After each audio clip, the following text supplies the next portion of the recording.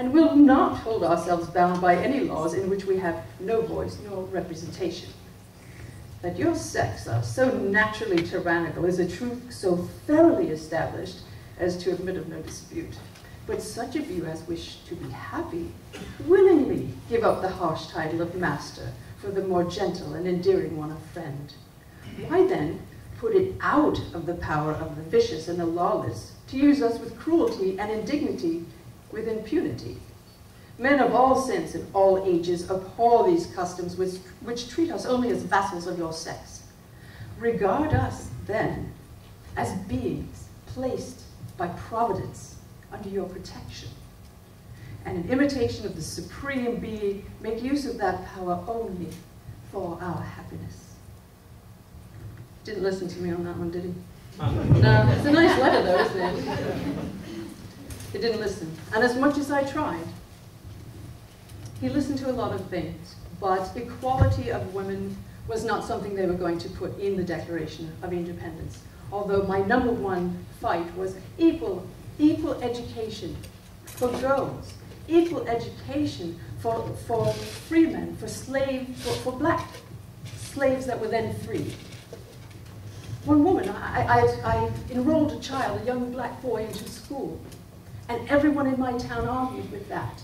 And I said, oh, because he has different colored skin on his face, does that not give him the right to learn? However, will he get an education and be able to find employment if we don't educate him?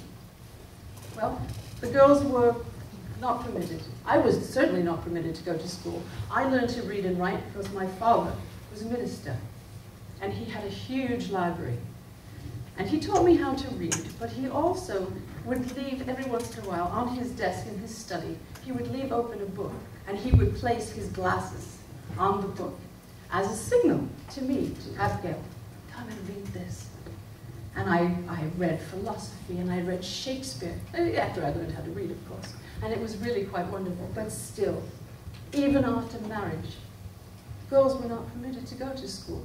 Girls were not, well, women were not permitted to have businesses.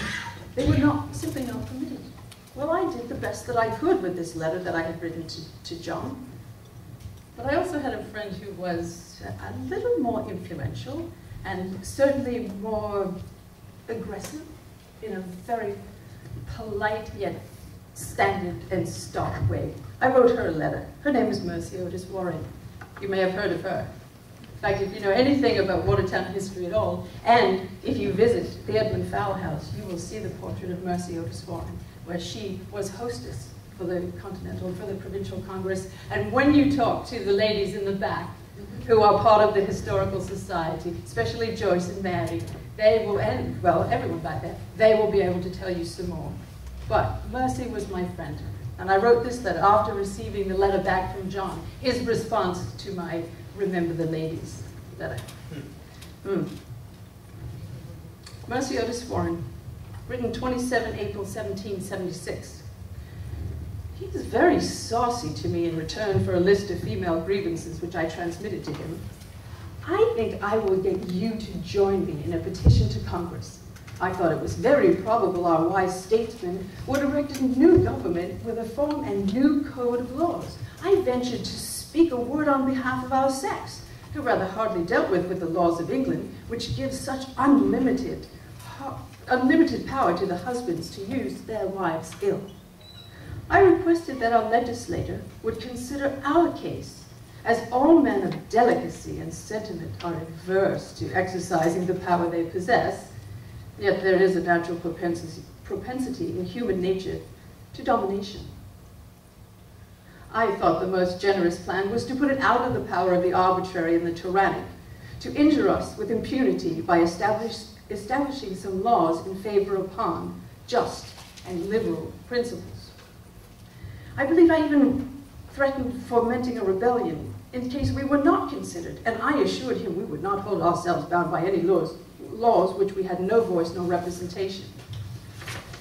In return, he tells me that he cannot but laugh at my extraordinary code of ethics, that he had heard the struggle and had loosened the bands of government, that children and apprentices were disobedient, that schools and colleges had grown turbulent. But my letter was the first intimation that another tribe, more numerous and powerful than all the rest, were grown discontented. This is rather too coarse a compliment, he adds, but I am so saucy he will not blot it out. Splendid. So I have helped our sex abundantly. No. But I will tell him, I have only been making trial of the disinterest of his virtue, and when weighed in the balance, have found it wanting. It would be bad policy to grant us greater power, say they, since under the disadvantages we labor, we have ascendancy over their hearts. You laugh and you understand.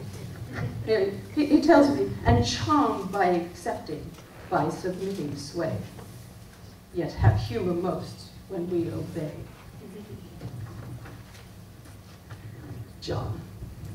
No, he didn't listen. He listened when I wrote letters that I needed to have money to help the farm to go. And when he went to Europe, after Philadelphia, he sent fabrics to me. He sent linen handkerchiefs and cloth that I was then able to turn around and sell. An entrepreneur. Raised money to keep the farm going, to keep the children going through all of the illnesses and all of the difficulties. And suddenly he realized that the farm was doing much better without him. Even the neighbors recognized that. And again, he came home for a while. I went to see him for a while, but again, 7 years of absence is probably the formula for a very long, successful marriage.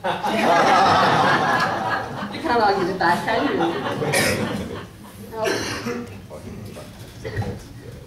The children, let's talk about the children.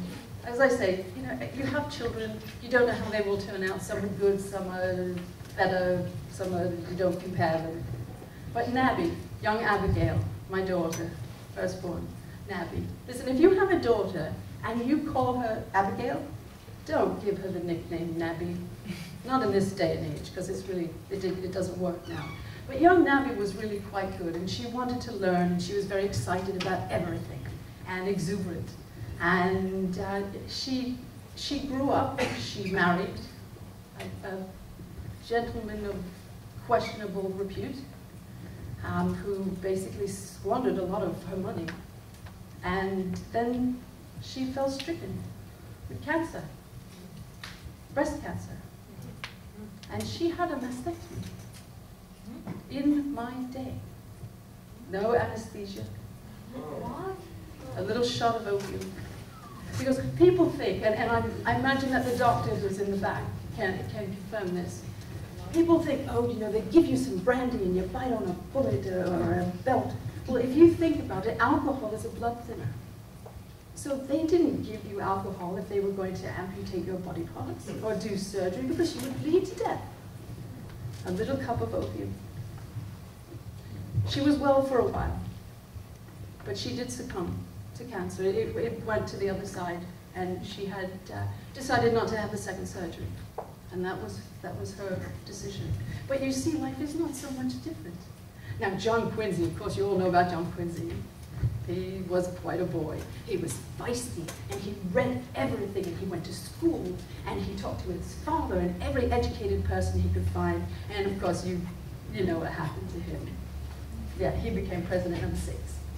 Now, there was a very long time when I was the only woman who could say, I am not only the wife of a president, but I am the mother of a president. You can't say that anymore. No, now there's Barbara. Lovely woman. I'm not quite sure what the deal is with the beads. But she's a lovely woman. So I had the title long enough, so all right. And John Quincy really did quite well for himself. Now, I also had another daughter, Susanna. Susanna died at age 2. The #1 cause of death in my day was childbirth, both for the mother and for the child. Susanna lasted 2 years. But then I had another child, another daughter that you don't read about. And I don't know why it was not included in the book or the mini-series. But there was, I don't know why. There was a daughter who died, who was a stillborn child.